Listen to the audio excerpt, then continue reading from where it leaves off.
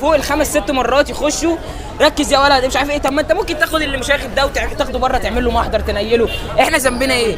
وقلت للمراقبه الدور احنا ذنبنا ان انت كل شويه تخش تعطلينا.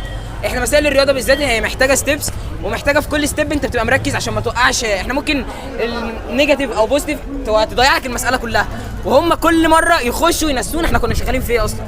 فهي دي اكتر حاجه كانت مضايقانا. عوامل بتاثر عليك. طبعا بتاثر علينا يعني، ويا ريت لو يخشوا في الاول مره يخلونا نمضي على الورق ونخلص كل حاجه. بس خلاص هو اخر ماده بقى يعني، ربنا يستر علينا اخر ماده ونشكر ربنا.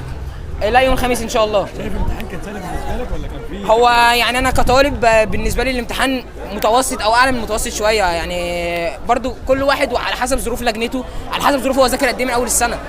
احنا كنا ممكن احنا عشان علم رياضه فمهتمين بالرياضه اكتر حاجه، فعشان كده كنا ممكن نكون مقصرين في الكيمياء او في الفيزياء شويه، عشان كده كان بالنسبه لنا صعب. انما احنا الرياضه مهتمين بيها من اول السنه وكنا بنذاكرها كتير جدا وحلينا كتير جدا، فمهما كان المستوى اللي هو كان جاي بيه فهو بالنسبه لنا كويس. احنا متدربين على اعلى من كده كمان، وكنا بنتمرن مع مدرس على قناه مدرستنا وكان الصراحه شرح كويس جدا.